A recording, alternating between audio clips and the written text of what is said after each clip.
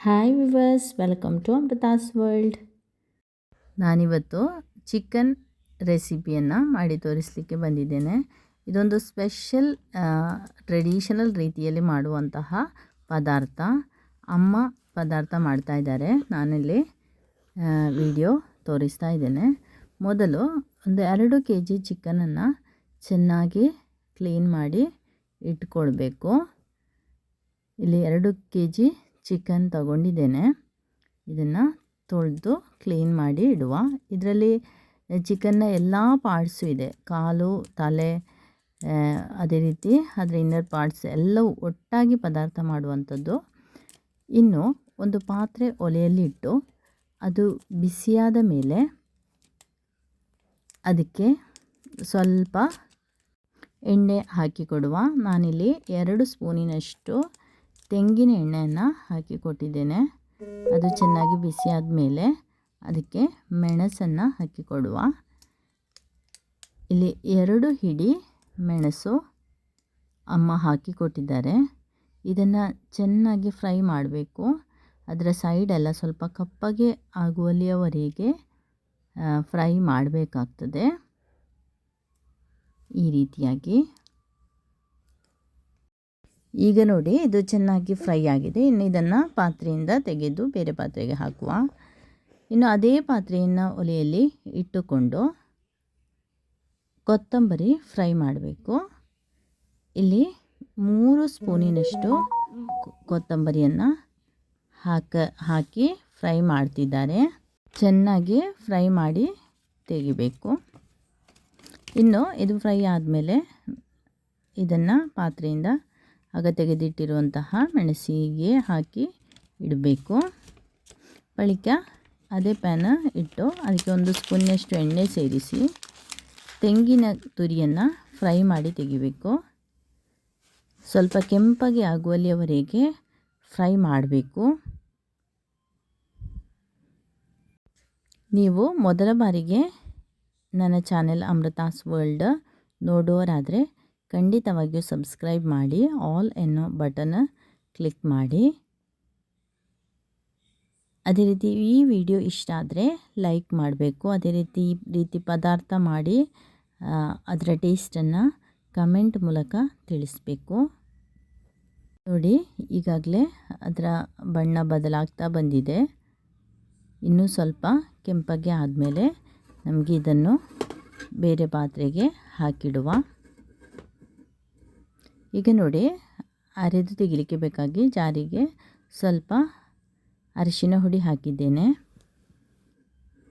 ಇನ್ನು ಇದಕ್ಕೆ ಹುಳಿಯನ್ನು ಹಾಕಬೇಕು. ಓಟೆ ಹುಳಿಯನ್ನು ನಾನಿಲ್ಲಿ ಇಷ್ಟು ತಗೊಂಡಿರೋದು, ಇದನ್ನು ಸೇರಿಸುವ.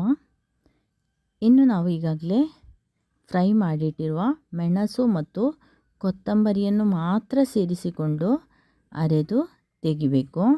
ತೆಂಗಿನ ತುರಿಯನ್ನು ಈಗ ಸೇರಿಸಲಿಕ್ಕೆ ಇಲ್ಲ. ಈಗ ಜಾರ್ ಫುಲ್ ಮೆಣಸು ಆಗಿದೆ. ಇದನ್ನು ಅರೆದು ತೆಗೆಯುವ.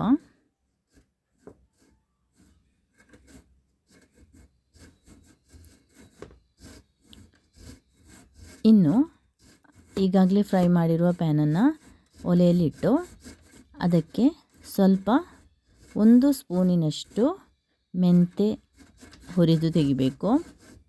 ಅದು ಸ್ವಲ್ಪ ಬಿಸಿಯಾಗಿ ಒಡಿಲಿಕ್ಕೆ ಶುರುವಾಗುವಾಗ ಅದಕ್ಕೆ ಅರ್ಧ ಸ್ಪೂನಿನಷ್ಟು ಜೀರಿಗೆಯನ್ನು ಸೇರಿಸಬೇಕು. 1 ಸ್ಪೂನಿನಷ್ಟು ಮೆಂತೆ ಮತ್ತು ಅರ್ಧ ಸ್ಪೂನಿನಷ್ಟು ಜೀರಿಗೆ ಹಾಕಿ ಫ್ರೈ ಮಾಡಿ ತೆಗೆಯುವಂಥದ್ದು. ನೋಡಿ, ಮೆಂತೆ ಒಡಿಲಿಕ್ಕೆ ಆದ ಮೇಲೆ ಅದಕ್ಕೆ ಜೀರಿಗೆಯನ್ನು ಸೇರಿಸಿರುವುದು. ಇನ್ನು ಇದನ್ನು ಬೆಂಕಿ ಆಫ್ ಮಾಡಿ ಈ ರೀತಿಯಾಗಿ ಫ್ರೈ ಮಾಡಿ ತೆಗೆದಿಟ್ಟುಕೊಳ್ಬೇಕು. ಇದು ಕಪ್ಪಗೆ ಆಗಬಾರ್ದು. ಇಲ್ಲಿ ಹುರಿದಿಟ್ಟಿರುವಂತಹ ತೆಂಗಿನ ತುರಿಗೆ ಈ ಮೆಂತೆ ಮತ್ತು ಜೀರಿಗೆಯನ್ನು ಸೇರಿಸಿ ಅರೆದು ತೆಗಿಬೇಕಾದ್ದು. ಈಗ ಅದಕ್ಕಿಂತ ಮೊದಲು ಒಂದು ಪಾತ್ರೆಯನ್ನು ಒಲೆಯಲ್ಲಿ ಇಟ್ಟು ಅದಕ್ಕೆ ತೆಂಗಿನ ಎಣ್ಣೆಯನ್ನು ಸೇರಿಸ್ತಾ ಇದ್ದೇನೆ. ಇಲ್ಲಿ ಕೂಡ 1-2 ಸ್ಪೂನಿನಷ್ಟು ತೆಂಗಿನ ಎಣ್ಣೆಯನ್ನು ಸೇರಿಸಬೇಕು. ಸ್ವಲ್ಪ ತುಪ್ಪ ಕೂಡ ಸೇರಿಸ್ಬೋದು, ಇದ್ದರೆ ಮಾತ್ರ 1 ಸ್ಪೂನಿನಷ್ಟು ತುಪ್ಪ ಕೂಡ ಸೇರಿಸಿದರೆ ಅದರ ಪರಿಮಳ ತುಂಬ ಚೆನ್ನಾಗಿ ಬರ್ತದೆ. ನಂತರ 1 ಈರುಳ್ಳಿಯನ್ನು ಈ ರೀತಿ ಸೇರಿಸಿಕೊಡಬೇಕು. ಟೋಟಲ್ 2 ಈರುಳ್ಳಿಯನ್ನು ತಗೊಂಡಿದ್ದೇವೆ. 1 ಈರುಳ್ಳಿಯನ್ನು ಮೊದಲು ಎಣ್ಣೆಗೆ ಹಾಕಿಕೊಟ್ಟು ಫ್ರೈ ಮಾಡಬೇಕು. ಅದು ಈ ರೀತಿ ಕೆಂಪಗೆ ಆದ ಮೇಲೆ ಅದಕ್ಕೆ ಬೆಳ್ಳುಳ್ಳಿಯನ್ನು ಚಿಕ್ಕದಾಗಿ ಹೆಚ್ಚಿ ಸೇರಿಸಿ ಕೊಟ್ಟದ್ದು. ಇನ್ನು ಕೋಳಿಯ ಕ್ಲೀನ್ ಮಾಡಿಟ್ಟ ಪೀಸ್ಗಳನ್ನು ಸೇರಿಸುವ. ಈ ರೀತಿ ಅದು ಅಡಿ ಹಿಡಿಯದ ಹಾಗೆ ನೋಡಿಕೊಳ್ಬೇಕು. ಅದು ಎಣ್ಣೆಗೆ ಹಾಕಿದ ಸಮಯದಲ್ಲಿ ಅಡಿ ಹಿಡಿಯೋ ಚಾನ್ಸಸ್ ಇರ್ತದೆ. ಆದ ಕಾರಣ ಅದನ್ನು ಈ ರೀತಿ ಸೇರಿಸಿ ಮಿಕ್ಸ್ ಮಾಡಿಕೊಡಬೇಕು.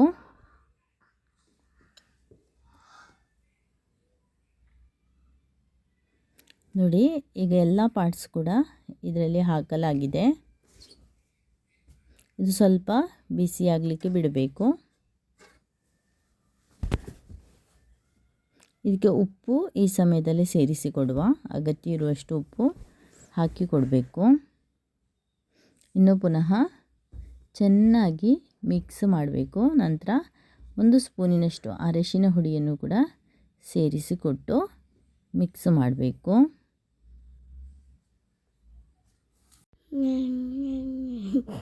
ಇನ್ನು ಅರೆದಿಟ್ಟಿರುವಂತಹ ಮೆಣಸು ಮತ್ತು ಕೊತ್ತಂಬರಿಯನ್ನು ಸೇರಿಸುವ.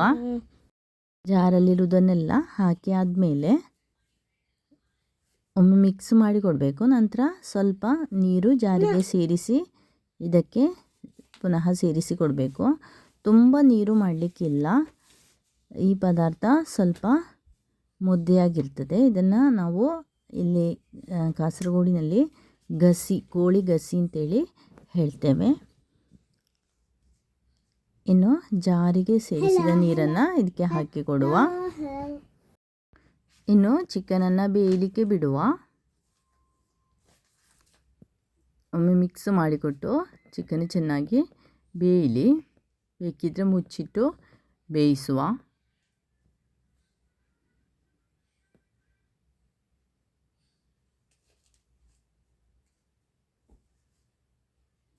ಇನ್ನು ನಮಗೆ ಈಗಾಗಲೇ ನಾವು ಹುರಿದಿಟ್ಟಿರುವಂತಹ ತೆಂಗಿನ ತುರಿಯನ್ನು ಹುಡಿ ಮಾಡಿ ತೆಗಿಬೇಕು. ತುಂಬ ನೀರು ಸೇರಿಸಿ ಅರಿಲಿಕ್ಕಿಲ್ಲ.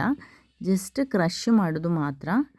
ಕ್ರಷ್ ಮಾಡಿದ ಈ ತೆಂಗಿನ ತುರಿ, ಮೆಂತೆ ಮತ್ತು ಜೀರಿಗೆ ಇದು 3 ಒಟ್ಟಿಗೆ ಹಾಕಿ ಸೇರಿಸುವಂಥದ್ದು. ನೋಡಿ, ಈಗಾಗಲೇ ಚಿಕನ್ಗೆ ಬಾಕಿ ಇರುವಂತಹ ನೀರುಳ್ಳಿಯನ್ನು ಸೇರಿಸಿ ಬೇಯಿಸಲಿಕ್ಕೆ ಇಟ್ಟು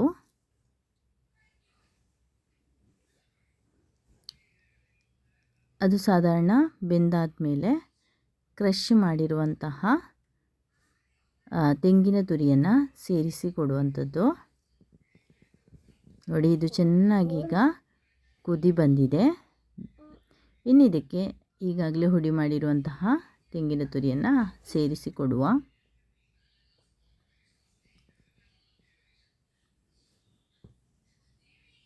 ಈ ರೀತಿ ಹಾಕಿಕೊಟ್ಟು ಚೆನ್ನಾಗಿ ಮಿಕ್ಸ್ ಮಾಡಿ ಇಡುವ. ಆಗ ನಮ್ಮ ಕೋಳಿ ಗಸಿ ರೆಡಿ ಆಗ್ತದೆ.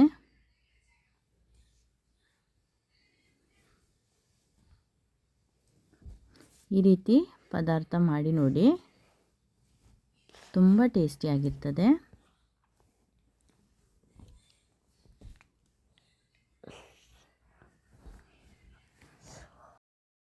ಈಗ ನೋಡಿ, ಪದಾರ್ಥ ಸರ್ವಿಂಗ್ಗೆ ರೆಡಿ ಆಗಿದೆ. ನಮ್ಮ ಗಸಿ ಈ ರೀತಿಯಾಗಿ ಬರ್ತದೆ. ಎಲ್ಲರೂ ಟ್ರೈ ಮಾಡಿ. Thank you for watching.